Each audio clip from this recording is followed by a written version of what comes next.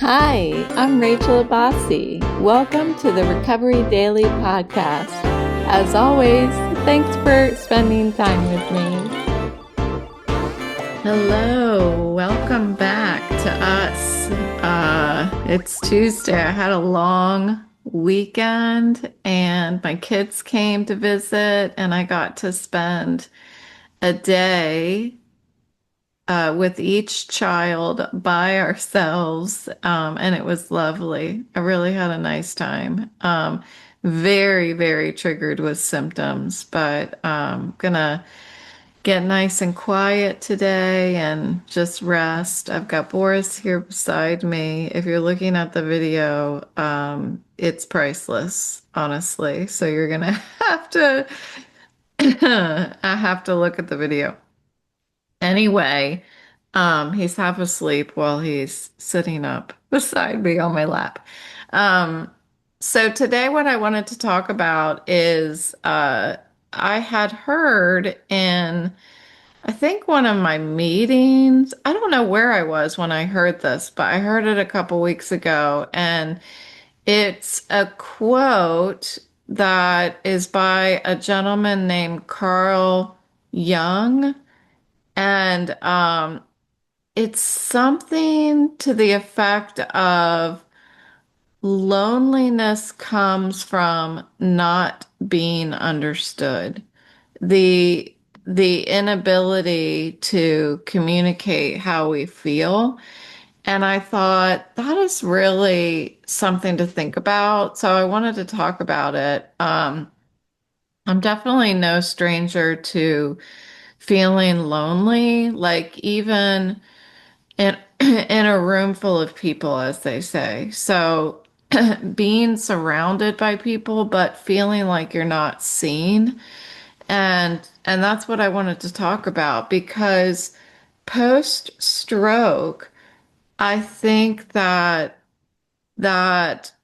feeling of loneliness has come back in a different way. The feeling of like not being understood, it's taken a couple years in this recovery with my vestibular condition in particular to be able to find the right words to explain how I feel. And then there's the whole layer of like, okay, now I've found the words to articulate how I feel. Who actually understands me? Um, I still feel a little bit like misunderstood a little bit as far as my language and memory disorder, because it's something that I struggle with between my ears, and it's not so much heard by the person I'm talking to. Um, and that can make me feel a little unseen, um, especially when I talk about it and the other person replies with, and they're probably replying this way to be encouraging, but it actually does the opposite. It actually makes me feel a little unseen when somebody says, "Oh, well, I don't notice it." So, it's like I almost want somebody to notice it, because I work incredibly hard to talk. And no, I'm not comparing myself to other people who have aphasia, because um, I can imagine how difficult that is to actually have aphasia to the point that other people can hear it. And you really are, it's another level of struggling to communicate. Mine is just so minor. And it really just, to other people, it's like I'm constantly losing my place in what I'm saying or forgetting what I'm talking about or not being able to find the words. It's something that everyone in the world experiences, but my experience with it is like um I don't know, it's worse. It happens to me so many times throughout the day that when I say to somebody, and I explain, well, I just can't, sometimes I'll start saying a sentence and then I get halfway through and I can't remember what I wanted to say. Um, and then I have somebody say back to me, oh, that happens to me all the time. And I'm like, I get it, like it does happen to people all the time, but it's different. It's just different, and I find that I want some kind of validation. And so that feeling of not being understood completely can leave a sense of loneliness. So it's like it feels a little bit like judgment. It feels a little bit like rejection, and it feels a little bit like I'm like somebody else will think that I'm being over dramatic or that I want attention or something like that. It's like I feel like I need to edit myself in order to be accepted. And so I when I heard this quote, which I'm not quoting very well, the actual words that Carl Jung said, so I'm just kind of referencing it. I put it into Google, and it returned back to me a result that referenced something from Carl Jung on Facebook. So that's what I'm referencing today is this extended version about what Carl Jung says about loneliness. And Whew, I'm having a hard time talking. It's been a really, really long weekend as far as like my head goes. So, but it's good for me to just practice. So I hope you can be patient with me. I know you can because we have a community of lovely people here. So, it's yeah. So I feel like I I have to edit who I am in order to be accepted, which is kind of like saying I'm fine when I'm not fine. So I'm trading authenticity for approval. Did, I hope that makes sense because, and somebody who deals with a traumatic brain injury might also be able to relate a little bit. So, somebody who suffers from brain fog, who suffers from migraines, I think that all of these conditions, and honestly, sobriety, people who are in sobriety, it's like, we are different, and there's absolutely no doubt about it. We have a disease or a disability or a major health condition that has changed our lives. And this creates a sense of loneliness. So I'm really, as always, just speaking about myself and sharing about what it feels like for me so that if it resonates with other people, you know that you're not alone. And that's really the foundation of this podcast, my chair that I'm sitting on is jiggling because Boris is sleeping on it and something must be twitching that I can't see. So anyway, sorry. Um, so I want to talk about it so that you can feel understood. Because if nothing else, like if you're lonely where you're sitting, we can be lonely together, or we can not feel lonely because we have this understanding among us, the people who have these different health conditions, these invisible illnesses. Really, that's what it comes down to. So the version that other people see of me is not all encompassing me. I feel a slight disconnection. I feel slightly exhausted. And I feel slightly invisible. Um, it's interesting because there was a point when we had all of our family over and we did this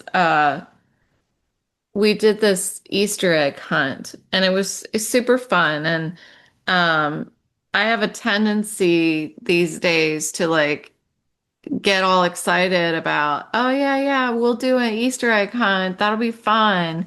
And what I'm really doing is signing my husband up to take care of everything and I forget that because I can't go to the store and buy all the stuff. I honestly can't go around and hide all the eggs because it hurts my head too much.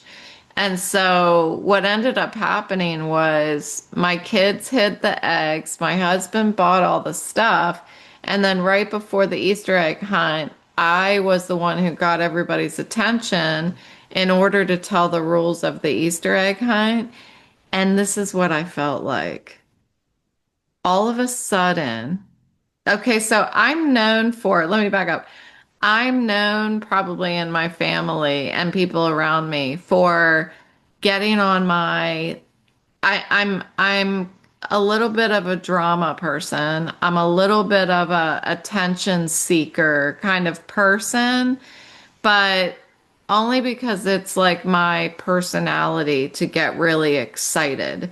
So before my stroke, it was very suitable for me to be like, okay, this is what we're gonna do. Everybody get all excited. This is the Easter egg hunt. These are the rules. And ready, set, go. And since I'm so used to doing that for the first, 46 years of my life, I tend to do it. And I found that when I got everybody's attention and I was like, okay, it's time. We're getting ready to do the Easter egg hunt. And here are the rules. I felt panicked because I realized all of a sudden everybody was looking at me. And I thought, what if I forget my words? What if I can't, what if I can't remember what I'm about to say? And it's a weird feeling, but it's all too real for me now, where I feel panicked if I have everyone's attention. It's such a foreign feeling to me. But I got everybody's attention, and then I immediately thought, okay, don't worry because my husband and my kids are here. And so what I'm going to do, this is what I'm thinking. As soon as I get everybody's attention, this is what's going through my head. I'm like, okay, the kids can say this about the rules. My husband actually chimed in and finished saying the rules because I forgot all the rules. Just one set. And yes, we have rules for the Easter egg hunt. For example, there were two children that were doing the Easter egg hunt. So each of them had their own specific colors of eggs that they needed to find and not to pull each other's eggs.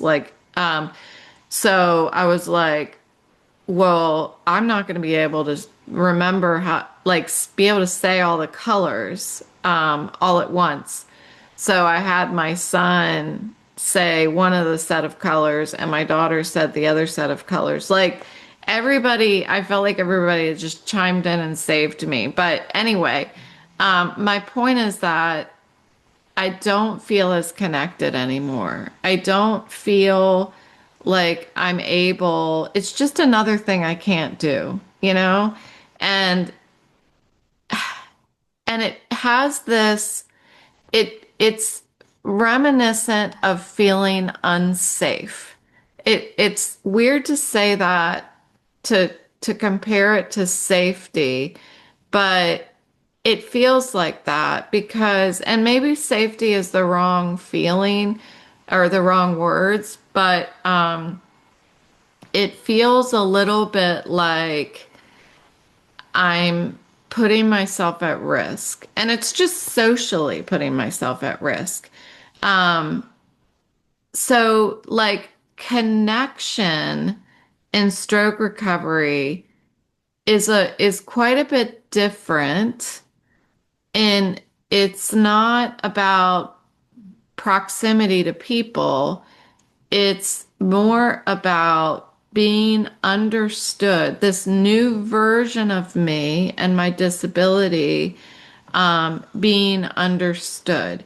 And what I would compare that to is several things, invisible illnesses. So, being sobriety, um, there is no one who understands what it's like to be sober than another sober person.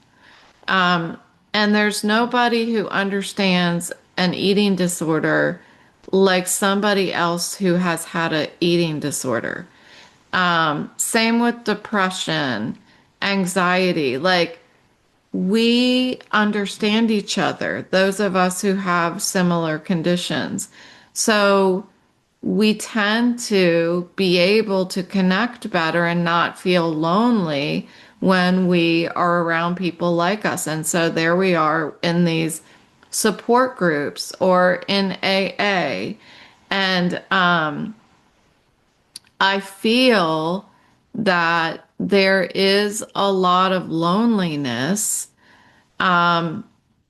post stroke. People who have a stroke, I think that a lot of people suffer from loneliness.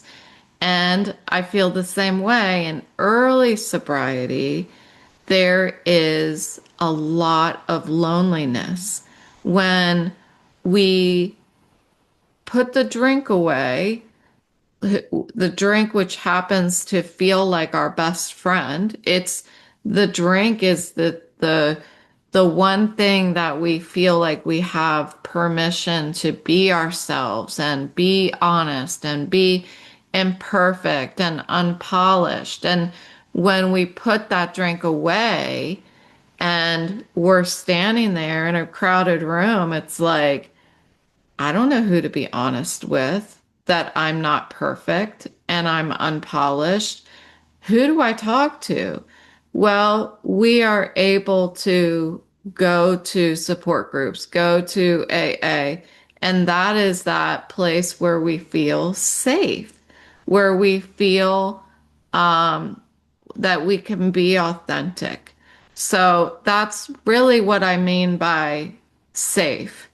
Um, and it's being able to be honest without fear, and being able to show vulnerability and not being afraid of being judged. So it's acceptable to not try to be perfect in support groups and in AA. So being able to start opening my mouth, because for me, I wouldn't even open my mouth. In early sobriety, I felt so disconnected from the entire world because I didn't think I thought I was so terribly unique that nobody would ever understand me, that I really populated my own little space on this earth and nobody understood me. It was like, it's crazy. Like when I look back to it, it's insane. And we talk about sanity in sobriety, but it's a mirror experience in stroke recovery.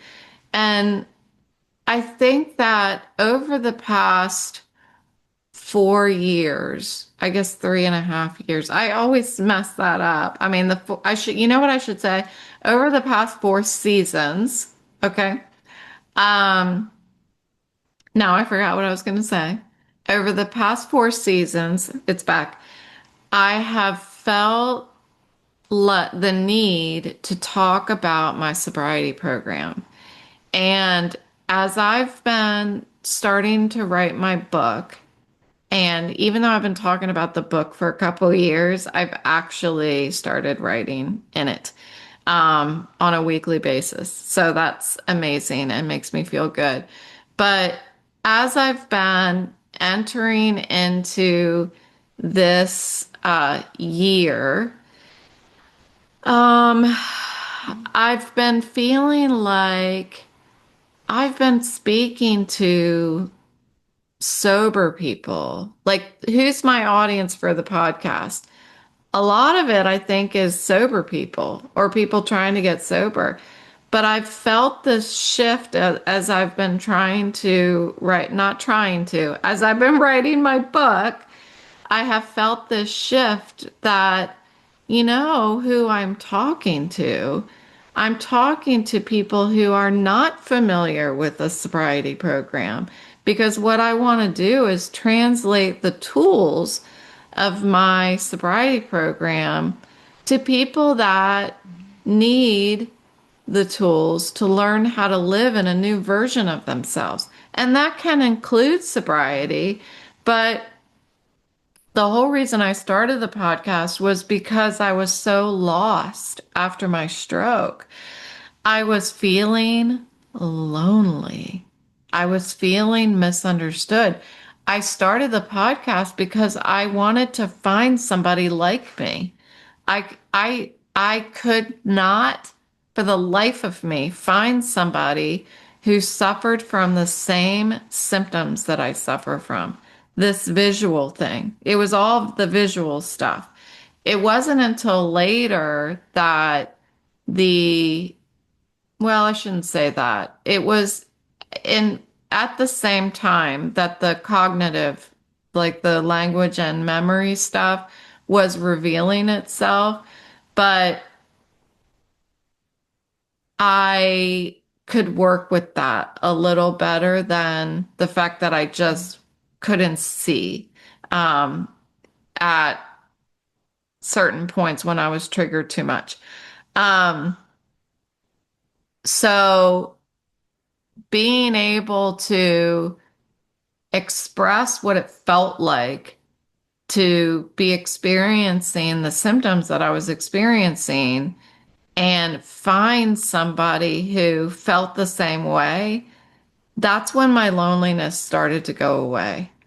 And so I had a stroke support group. I had a vestibular support group. I still go to both of them. The vestibular support group meets every Wednesday. No, sorry, Tuesday, today. Every Tuesday at 3. So I get to meet with them every week. My stroke support group only meets once a month. So there's this like, you know, 20 something days of the month that I still felt lonely and I needed something else. And that's where my psychiatrist came in. Um, I I was moving towards being able to be honest and start to feel that healing of being honest with other people who understood. And so that loneliness was going away, but it wasn't enough. I needed to be just surrounded by people that understood me. so that I didn't feel like I was hiding things. And it wasn't purposely because it was a secret. It was because I was feeling, and it wasn't because the people around me weren't trying to understand me, but it was just impossible for anyone to understand me when I couldn't even articulate what the symptoms felt like. Um, so all of that to say that I think that if you feel lonely and misunderstood, don't stop there, right? Don't stop there. Um, and putting yourself in the center of people is not going to fix your loneliness. I feel like real connection and being able to start releasing the loneliness comes from being able to find people like us. Um, and I don't know why we as human beings don't look for group therapy more. I think it's fear. I think it's believing that nobody's going to understand. That, sure, I can go into a room full of people, but they're not going to understand me. And I know that because that's what happened to me when I walked into AA. I walked in there and I'm like, okay, I'm here. And these people say they have a drinking problem, but they don't really understand what it's like to be obsessed with drinking. And so in post-stroke and vestibular disorders and all of this stuff, these health uh, things that we deal with, that where we feel misunderstood, like nobody's really going to understand the pain that I'm in. Don't stop there. Um, Real healing comes from sharing a similar experience with each other.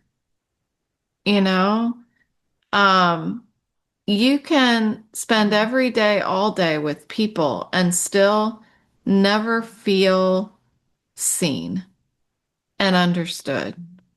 Um, so I think what my encouragement is for today is to consider group therapy. Consider it's always possible to start your own group. Um, and some ways to do that would be to start a book club where the books that you're reading are all centered around fill in the blank. And that's when you can start finding people like you. And um, that example of having a book club on a specific topic, that's what I've done with Reads and Recovery. Um, I try to find only books that are applicable to recovery. And I find that it's a great way to relate in. Um, so anyway, that's what I've got today. I hope if it was helpful for you, it definitely was. It helped me think a little bit more about when I'm feeling lonely, what is actually happening. It's not because the house is empty, for sure. So it's something to think about. So thanks for showing up for me and for yourself, and I will talk to you next time.